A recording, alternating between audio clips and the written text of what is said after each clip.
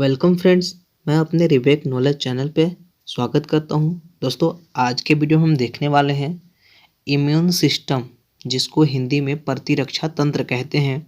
तो इसमें कुछ ऑब्जेक्टिव दिया गया है, जिसको हम सिनॉप्सिस कहते हैं या फिर कंटेंट कहते हैं।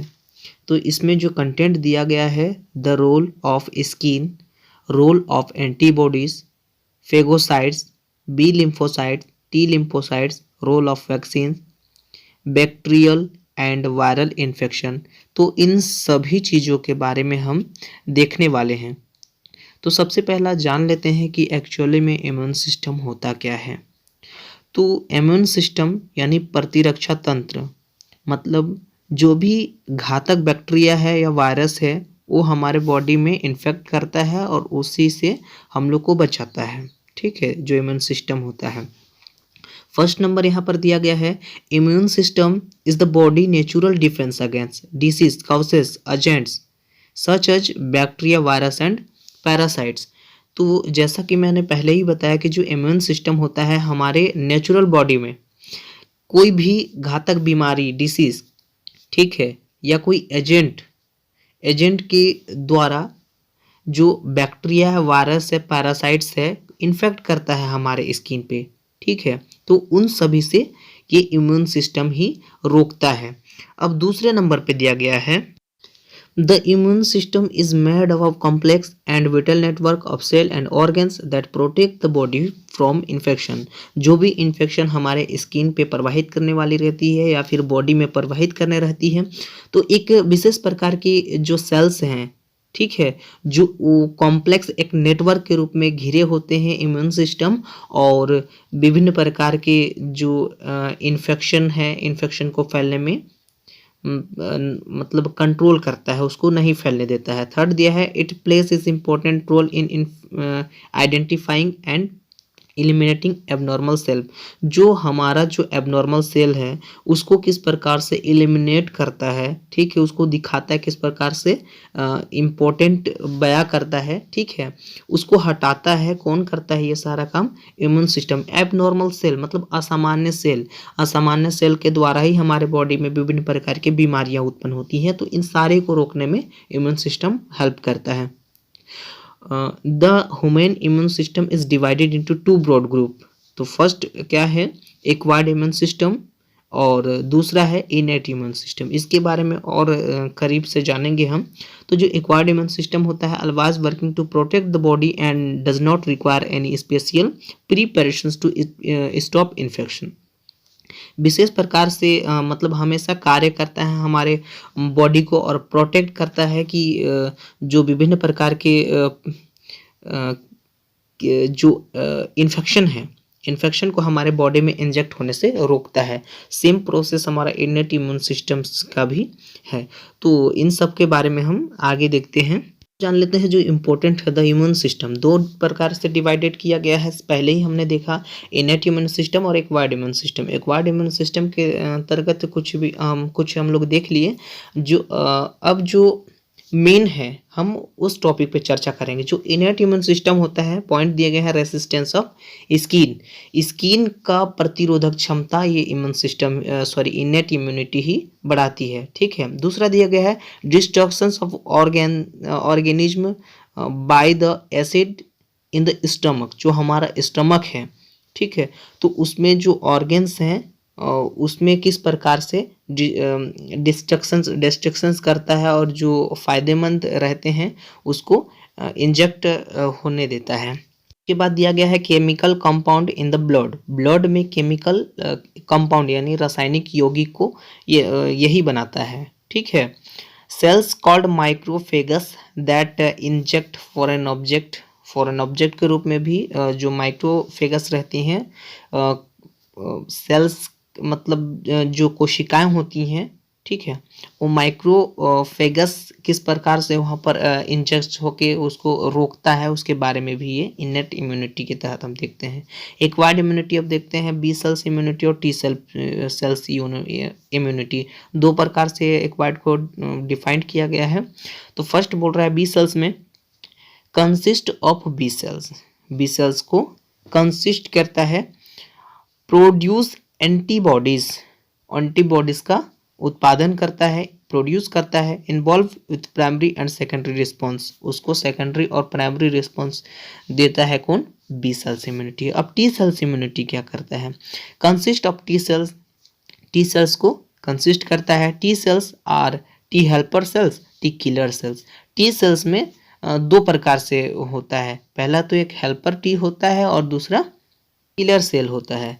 अब हम देखते हैं structure and organs of the immune system, किस प्रकार से उसका जो संरचना है वो देखते हैं। The structure of the immune system detailing the part of the body that play a role immunity, this include, ठीक है, किस प्रकार से जो इम्यून सिस्टम होता है उसका संरचना होता है, उसके बॉडी पार्ट में कहाँ कहाँ पाए जाते हैं, तो किस प्रकार से कार्य करते हैं, किस प्रकार से अपने भूमिका अदा करते हैं वो देखते हैं। द लिम्फेटिक के रूप में थाइमस में, ठीक है, लिम्फ नोड्स के रूप में लिम्स में। तो इसके बारे में हम देखेंगे जब इसका स्ट्रक्चर देखेंगे तब। Lymphatic organ and structure, lymph, ठीक है, तो लिम्फ में क्या क्या चीज़ पाई जाती है दिया हुआ है, लिम्फ वेसल्स में क्या क्या चीज़ें पाई जाती हैं दिया हुआ है। अब देखते हैं जो द इम्यून सिस्टम है वो कहाँ कहाँ पाया जाता है। तो एडेनोइड, यहाँ पर स्ट्रक्चर देखिए, एडेनोइड दिया हुआ है, टॉन्सिल्स दिया हुआ है, नीचे थाइमस दिया हुआ है, स्लिम्स दिया हुआ है जो पहले दिखाया था, और उसके बाद पियर्स पैच दिया हुआ है, अपेंडिक्स दिया है, बोन मैरो दिया है, लिम्फेटिक वेसल्स दिया है, लिम्फ नोड्स दिया है। तो जितने भी यहाँ पर चीज़ें दी गई हैं, ठीक है, कौन कौन से बोन्स हैं, कौन कौन से ऑर्गेनिज्म ऑर्गन्स हैं, वो हमारे बॉडी में कहाँ कहाँ वर्क कर रहे हैं इम्यून सिस्टम के रूप में, वो यहाँ पर दिखाया गया है। तो चलिए हम अब आगे देखते हैं। Structure and organ of the immune system में इसमें फिर बताया गया है कि capillary has thin walls which allow fluid in body tissue of follow between the capillaries and tissue. इसका मतलब ये है जो केशिका है, कैपिलरीज हैं, किस प्रकार से वॉल के रूप में कार्य करती है, ठीक है, एक भित्ति के रूप में कार्य करती है। फ्लूइड बॉडी टिश्यू जो उत्तक है किस प्रकार से उसको बचाता है, यही दिखा गया है इस सारे चक्र में। लेफ्ट साइड दिया हुआ fluid in the space between tissue in called, ठीक है, जो स्पेस दे रहा है, खाली स्थान दे रहा है फ्लूइड में, तो उसी को क्या नाम दे रहे हैं हम? Interstitial fluid.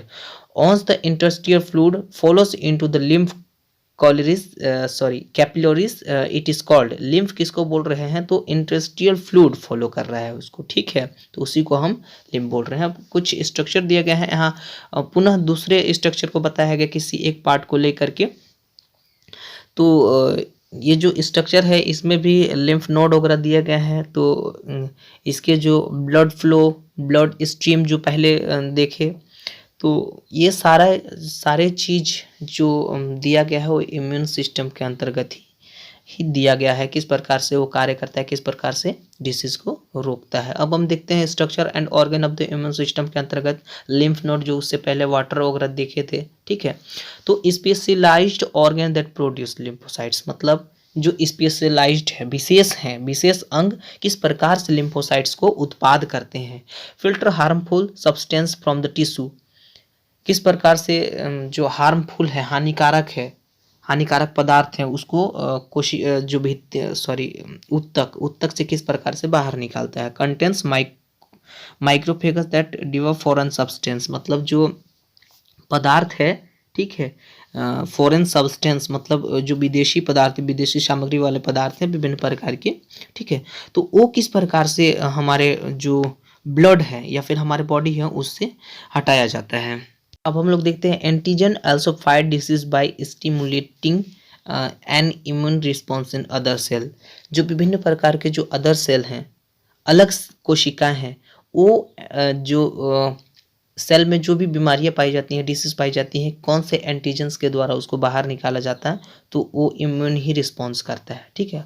अब लिम्फ में देखेंगे, पहले इसमें हम लिम्फ नोड्स में देख लिए किस प्रकार से क्या क्या चीज़ें में उसको बाहर निकाला जाता है, कैसे सुरक्षित किया जाता है। अब लिम्फ में देखेंगे, travels in only on direction, जब भी हम ट्रैवल करते हैं, कहीं जाते हैं, तो उस समय जो एक विशेष प्रकार की जो डायरेक्शन होता है वो वाइलिंग होती है, ठीक है, तो उससे भी जो जीवाणु विषाणु होते हैं हमारे अंदर प्रवेश करते हैं, ठीक है, तो ये एक निश्चित तौर पे बीमारी का ही संकेत है।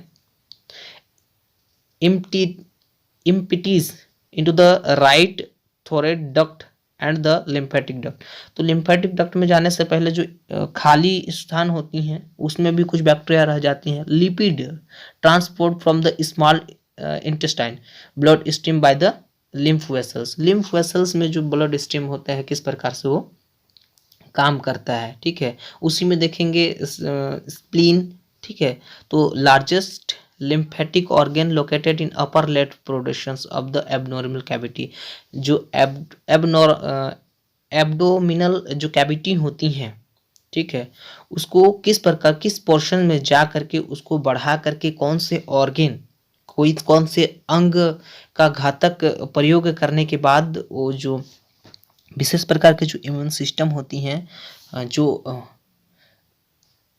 डिजीज होती है, डिजीज को रोकने में कामयाब होती है, उसी को बताया गया है। तो यहाँ पर थाइमस ग्लैंड के बारे में बताया गया है, तो उसको आराम से आप देख सकते हैं किस पर क्या क्या वर्क हैं इसके। और उसके बाद जो स्त्रियों में लिम्फ नोड्स है, इसमें हम देखेंगे तो बहुत सारे अंग है, जैसे थाइमस हो गया, स्प्लीन्स हो गया, लिम्फ नोड्स हो गया। तो इससे पहले हमने देख लिया थाइमस में क्या क्या चीज़ें इन्वॉल्व नहीं होने देते हैं, किस प्रकार से डिजीज़ को बचाते हैं। स्प्लीन्स भी देख लिया, लिम्फ नोड्स भी अभी देख लिया।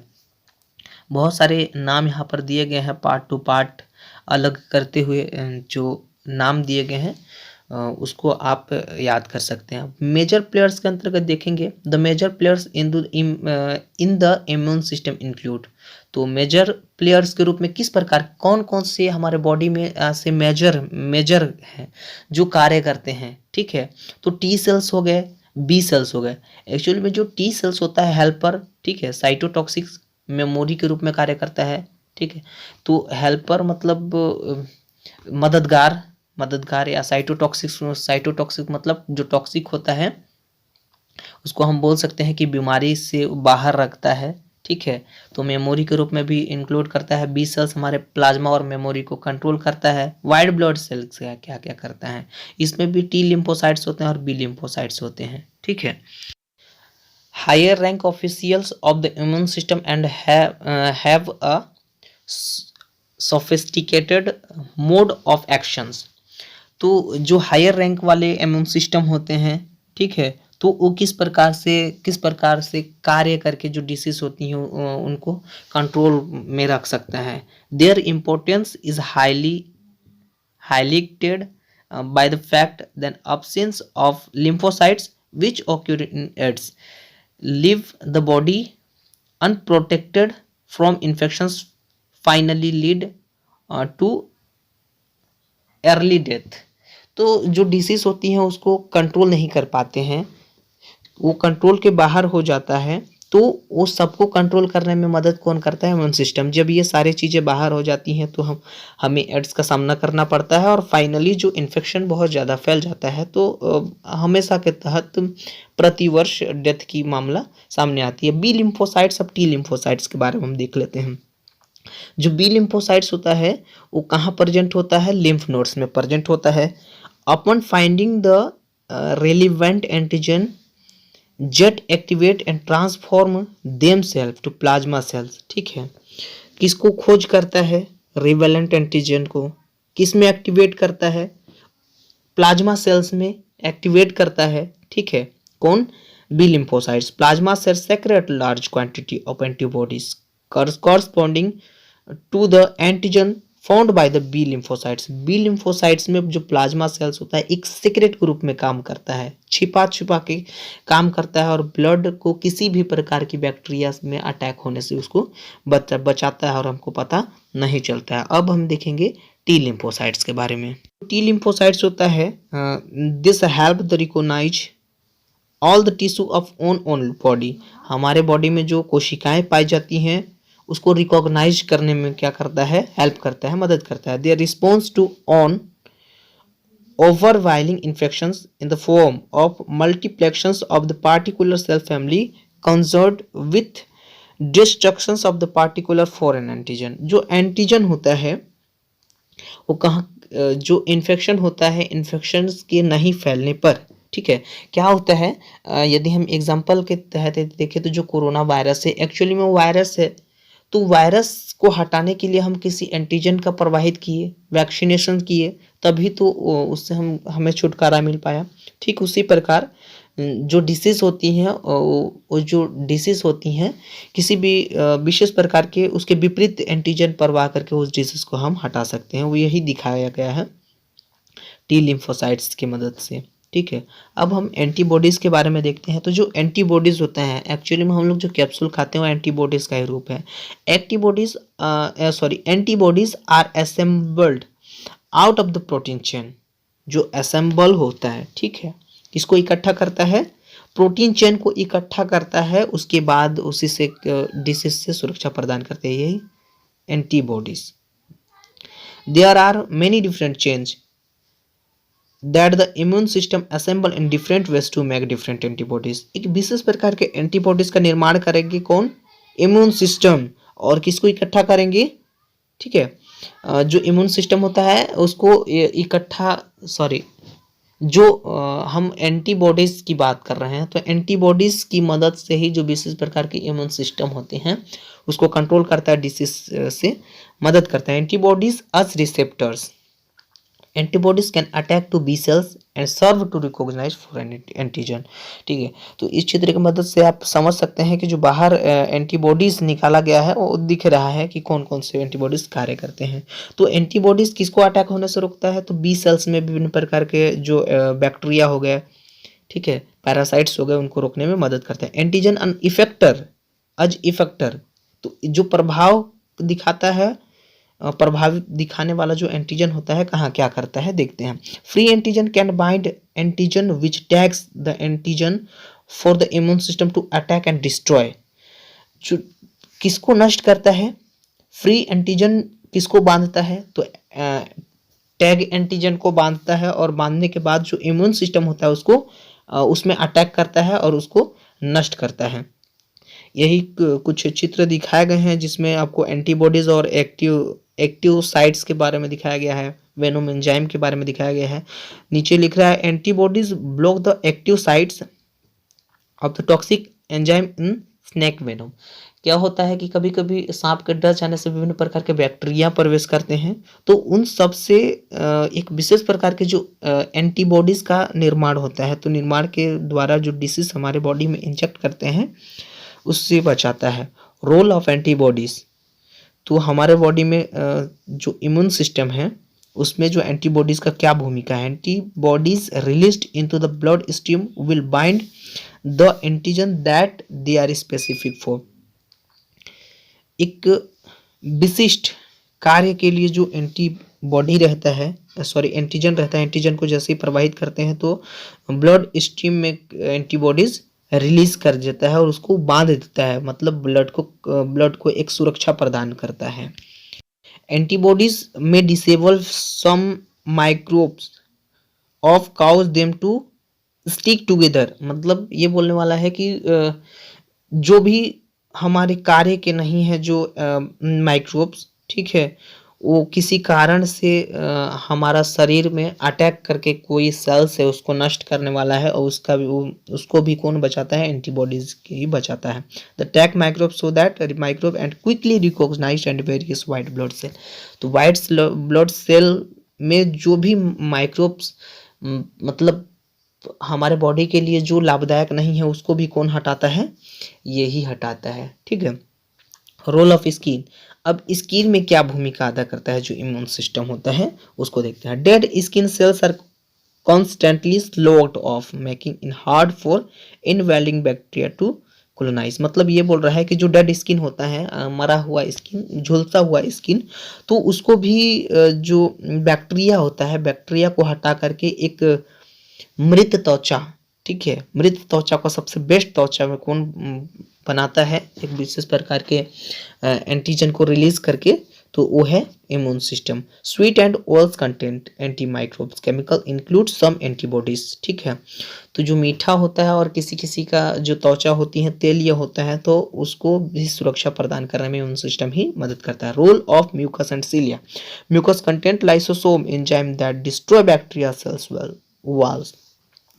जो बाहरी भित्ति होती है, ठीक है, जो लाइसोसोम होता है म्यूकस के कंटेंट्स में, ठीक है, जो म्यूकस में जो शामिल होता है एंजाइम, उसको नष्ट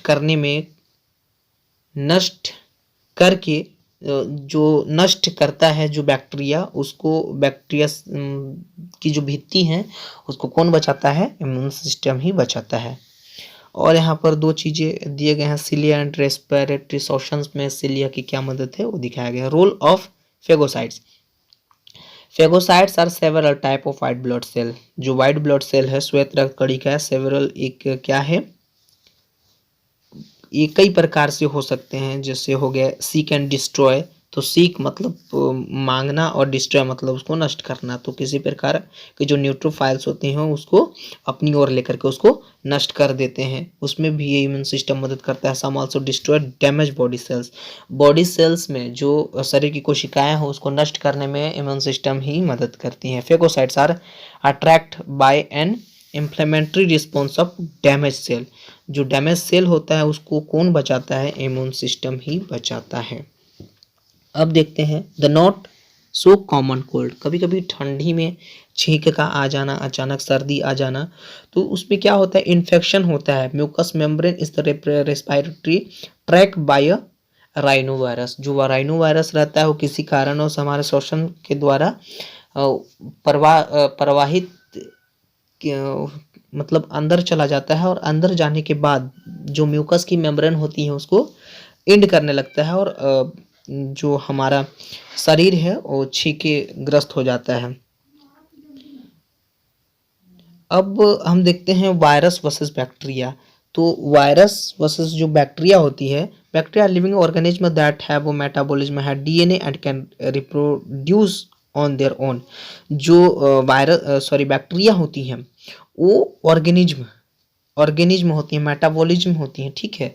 मेटाबॉलिज्म मतलब क्रिया विधि। तो डीएनए की क्रिया विधि में कौन कौन से मतलब रिप्रोड्यूस करते हैं, ठीक है, ये बैक्टीरिया के द्वारा उसको बताया गया। Bacteria can be killed with antibodies because they substance target की प्रोसेस इन बैक्टीरिया। मतलब बैक्टीरिया कभी एंटीबॉडीज को मार नहीं सकती, एंटीबॉडीज के द्वारा ही बैक्टीरिया मारते हैं, और जो बैक्टीरिया हानिकारक होते हैं वो मर जाते हैं, और जो लाभकारी होते हैं हमारे बॉडी के अंदर सुरक्षित रहते हैं। वायरस वर्सेस बैक्टीरिया के अंतर्गत कोल्ड, जो ठंडी दिखाया, भी ठंडी में भी जो राइनो वायरस रहता है वो प्रवेश कर जाता है। और विशेष प्रकार के जो virus can not be killed with antibodies, virus भी एंटीबॉडीज को हटा नहीं सकता। एक जो हम जो कैप्सूल वगैरह डालते हैं, कोई इंजेक्शन वगैरह हमारे अंदर इंजेक्ट करते हैं, तो उससे एक विभिन्न प्रकार के एंटीबॉडीज का ही निर्माण होता है, ठीक है, हेल्पिंग द इम्यून सिस्टम। तो इम्यून सिस्टम को क्या मदद मिलता है भाई? Medical science has create system for augment the human immune system. Capsule वगैरह जब हम खाते हैं तो एक विशेष प्रकार के इम्यून सिस्टम, जो इम्यून सिस्टम को कौन कौन से जो प्रतिरक्षा तंत्र है उस मतलब कैप्सूल किस प्रकार से वो डिसीज में बचाने में मदद करता है। तो हम बचाने में एक ले सकते हैं, वैक्सीनेशन कर सकते हैं, एंटीबॉडीज रिलीज कर सकते हैं, तो जिससे हमारा जो इम्यून सिस्टम हो वो स्ट्रॉन्ग बना रहता है, ठीक है। How antibiotic work. कैसे एंटीबायोटिक वर्क करता है? Help destroy bacteria but not virus. केवल एंटीबॉडीज बैक्टीरिया को ही नष्ट कर सकता है, वायरस को नहीं कर सकता। Antibiotic work in on several ways, मतलब जो कई किरणें हैं तो कई किरणों को भी एंटीबॉडीज मतलब हटाने में काम कर सकता है। Showing bacteria reproduction. Showing bacteria reproduction bacteria को दिखाने में भी मदद करता है। Infections with the bacteria cells wall formations, ठीक है। तो जैसा कि जो पहले मैंने बताया कि एंटीजन का प्रवाह करके मतलब वायरस को हटाया जा सकता है, मिटाया नहीं जा सकता, ठीक है, ध्यान में रखिएगा। How vaccine work. तो वैक्सीन किस प्रकार से हमारे ब्लड में इंजेक्ट करके काम करता है? मॉडर्न वैक्सीन, जो प्राचीन की जो वैक्सीन है वो एक बैक्टीरिया को मारने में, वायरस को मारने में, और फ्रैगमेंटेड प्रोटीन वर्सेस माइक्रोब, तो छोटे छोटे खंड में बांट करके उसको हटाने में मदद करता है। और भी दिए गए हैं टी सेल्स, बी सेल्स का उसमें फाइट करके इसको इनकंट्रेट वैक्सीन के रूप में कार्य कर सकते हैं। ये भी एक एंटीजन ही रिलीज करता है जो इम्यून सिस्टम को जो इम्यून सिस्टम जो डिसीज है उसको कंट्रोल करता है। ये एड्स का पूरा नाम होता है एक्वायर्ड इम्यून डिफिशिएंसी सिंड्रोम। इस कॉजेज बाय एन इन्फेक्शन। तो HIV के इन्फेक्शंस के द्वारा ही ये जो बीमारी होती है वो होती है। ठीक है, जब टी जो हेल्पर कोशिकाएं होती हैं वो कंट्रोल से बाहर चले जाती है, वो मददगार सिद्ध नहीं होती, तब अटैक करके नष्ट करके जो टी सेल्स होती हैं वो हट जाती हैं, जिसके कारण HIV जैसे ह्यूमन इम्यूनोडेफिशिएंसी वायरस आ जाता है और एड्स का नाम दिया जाता है इसको। तो वैक्सीनेशंस करके इसको हटाया जा सकता है, बट उतना कंट्रोल करना कारगर सिद्ध नहीं हुआ है। The HIV virus full helpers T into thinking into protein and self and so able to infections the cells trigger immunity। जो immunity होता है हमारे अंदर एक गुट का निर्माण करता है। ठीक है, तो वो गुट किसी कारणवश कार्य नहीं कर पाता है, तब वो टी कोशिकाएं को मार देता है, जिससे एक विशेष प्रकार की प्रोटीन रिलीज होती है और वो प्रोटीन लाभदायक नहीं होती, हानिकारक होती है, जिससे एक बहुत ही खतरनाक वायरस मतलब हमारे बॉडी में रिलीज होता है। हम उसी को नाम एड्स देते हैं। एड्स प्रिवेंशन का मतलब होता है रोकना। क्या किस प्रकार से हम एड्स रोक सकते हैं, बहुत इंपॉर्टेंट है।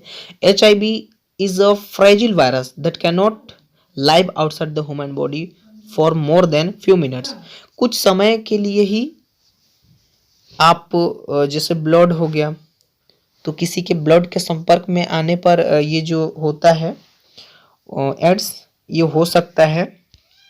ये किसी के संपर्क में आने से नहीं होता है, ये हम कह सकते हैं कि जो फिजिकल रिलेशनशिप बनाने से हो गए, कभी कभी किस विषय हो जाता है तो इससे हो जाता है, या किसी के ब्लड के कारण जैसे सेविंग वगैरह करने से हो सकते हैं। ठीक है, preventing HIV spread comes down in preventing exposure to body fluid of infection person. जो इन्फेक्शन पर्सन होता है उससे थोड़ी दूरियां बनानी चाहिए, जो उसके सामान है वो इस्तेमाल नहीं करना चाहिए। ठीक है, तो इसके द्वारा हम उसको आसानी से रोक सकते हैं। तो आशा करता हूँ दोस्तों ये वीडियो समझ में आई होगी। Thank you.